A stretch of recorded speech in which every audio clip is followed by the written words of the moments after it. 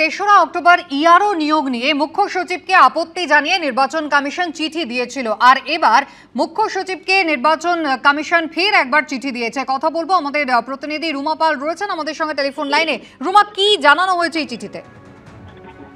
দেখো, জানিয়ে রাখি, কালকে বিরোধী দলনেতা শুভেন্দু অধিকারী অভিযোগ করেছিলেন, কিন্তু জানিয়ে রাখি যে নির্বাচন কমিশন কিন্তু তার আগেই 3 অক্টোবর ইআরওদের যে নিয়োগ নিয়ে সেটা প্রশ্ন তুলে মুখ্য সচিবকে চিঠি দিয়েছিলেন। বক্তব্য ছিল যে কেন ইআরওদের যে নিয়োগ হচ্ছে সেটা কিন্তু এসডিও বা এসডিএম র্যাঙ্কের নিচের র্যাঙ্কের নিয়োগ করা হচ্ছে কেন, সেটা প্রশ্ন তুলেই কিন্তু নির্বাচন কমিশন মুখ্য সচিবকে চিঠি দিয়েছিলেন।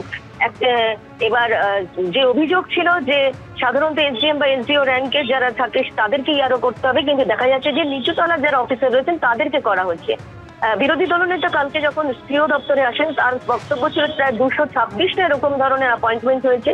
সেক্ষেত্রে কিন্তু অবশ্যই সিও দপ্তরে যেমন অভিযোগ ছিল, এবার সূত্রের খবর যে আমরা জানতে পেরেছি যে এর আগে কিন্তু নির্বাচন কমিশন এই প্রশ্ন তুলে কিন্তু মুখ্য সচিবকে 3 অক্টোবরে চিঠি দিয়েছিলেন এবং কেন এরকম করা হচ্ছে সেটা জানতে চেয়েছিলেন। যদিও রাজ্যের তরফ থেকে কেন করা হচ্ছে বা এর পরিপ্রেক্ষিতে কোনো উত্তর গেছে কিনা এখনো পর্যন্ত জানা যায়নি। তবে এটা ঠিক যে নির্বাচন কমিশনের গাইডলাইন মেনে এসডিও বা এসডিএম র্যাঙ্কের জিতে কাউকে কিন্তু ইআরও নিয়োগ করা যেতে পারে না, এমনটাই কিন্তু বলা হচ্ছে কমিশনের তরফ থেকে।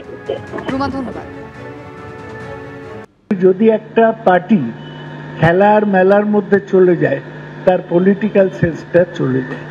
আমাদের মনে রাখতে হবে 6 মাস পরে ইলেকশন, জেতাটাই আমাদের একমাত্র লক্ষ্য, অন্য কিছু এখন করবেন। অপর্ণা বন্ধ করে দিয়েছিল, আমি সাপোর্ট করছি এবং ঠিক করছি। ওই নিয়ে 6 মাস লোক এই করবে আর পলিটিক্সটা ভুলে যাবে। পলিটিক্স ভুলে গেলে চলবে না। যারা ক্ষমতায় আসা পার্টিতে আছে তারা কি মনে রাখছে যে এটা শহীদদের পার্টি, না ভাবছি এর মধ্যে যা কামিয়ে নেওয়া যায় কামিয়ে নেব? এইটা মূল কথা, যে পার্টিটাকে একটা পবিত্র ব্যাপার হিসেবে দেখতে হবে। দেখুন, উনি যে জায়গায় এই মন্তব্য করেছেন সেটা কি বক্তব্যের পরিপ্রেক্ষিতে করেছেন, কোন ইনসিডেন্টের পরিপ্রেক্ষিতে করেছেন? কারণ উনি একজন এমপি, তার আন্ডারে 7টা বিধানসভা আছে। 7টা বিধানসভার আগে অনেকগুলি ব্লক রয়েছে, অনেকগুলি টাউন রয়েছে, ওয়ার্ড রয়েছে, পঞ্চায়েত রয়েছে। কোনো একটা এলাকায় যদি কোনো সাংগঠনিক বিষয় নিয়ে মন্তব্য করে থাকেন, কোনো একটা জায়গায় যদি তার মনে হয় তার দলীয় কোনো ব্যক্তি সে রাজনীতি করার বদলে অনেক বেশি শুধুমাত্র খেলা নিয়ে ব্যস্ত আছেন বা অন্য কিছু অর্গানাইজ করছেন কিন্তু পলিটিক্সটা করছেন না, সেক্ষেত্রে তিনি সিনিয়র একজন পলিটিশিয়ান হিসেবে সেটা মনে করিয়েই দিতে পারেন। আমি দেখছিলাম এর আগে যারা বলছিলেন বিজেপির ঘনিষ্ঠ হওয়ার চেষ্টা করছে, এই সিপিএম এর ঘনিষ্ঠ হতে চাইছেন, লালু প্রসাদের ঘনিষ্ঠ হতে চাইছেন, অনেকে এসব মন্তব্য তো করেছেন। উনি কিন্তু তার পরের লাইনেই বলেছেন সামনে ইলেকশন আছে এবং আমাদের মূল লক্ষ্য হওয়া উচিত 4র্থবারের জন্য জেতা। ফলে যে ব্যক্তিটা জেতা নিয়ে কথা বলছেন, যে ব্যক্তি 4র্থবার জয় ছিনিয়ে আনা এবং সামনে ইলেকশন রয়েছে সেটা তার কর্মীদের মনে করিয়ে দিচ্ছেন, সেই ব্যক্তি কি করে বিজেপি সিপিএম এর কথা বলছেন সেটা তো আমি জানি না। ফলে একজন একটা গোটা 40 মিনিটের বক্তব্য থেকে 2 মিনিটের বক্তব্য নিয়ে সিপিএম বিজেপির উল্লাস করার বা নৃত্য করার মতো কিছু হয়েছে বলে আমার মনে হয় না। ধন্যবাদ।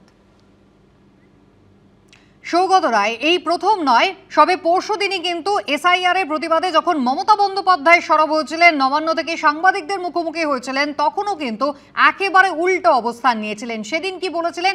এসআইআর হলে আপত্তির তো কিছু থাকতে পারে না। দেখুন, স্পেশাল ইন্টেনসিভ রিভিশন হবে, তার মানে ভোটার লিস্টে কিছুটা সংশোধন হবে, সে নিয়ে আপত্তির কিছু থাকতে পারে না। এসআইআর তো সবসময় হয়, প্রতিবারই হয়।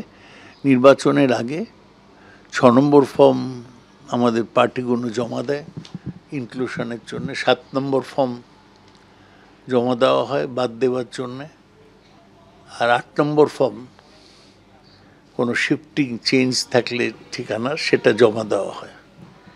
সেই জমা দেওয়ার পরে সেটাকে স্ক্রুটিনি করে নির্বাচন কমিশন ভোটার তালিকা সম্পূর্ণ করেন। সুতরাং এটা নতুন কিছু নয় বা আনডিজায়ারেবল কিছু নয়। আমাদের পার্টির কর্মীরা বলে যে আমরা তো প্রতিবারই এতে অংশগ্রহণ করি, ভালো করে হোক, এটা তো ভালো। ভোটার লিস্টে যদি স্পেশাল ইন্টেনসিভ রিভিশন হয় তাতে আপত্তি করার থাকবে কেন? তো সব বিহারেও লোকেরা দেখছেন যাতে হয়।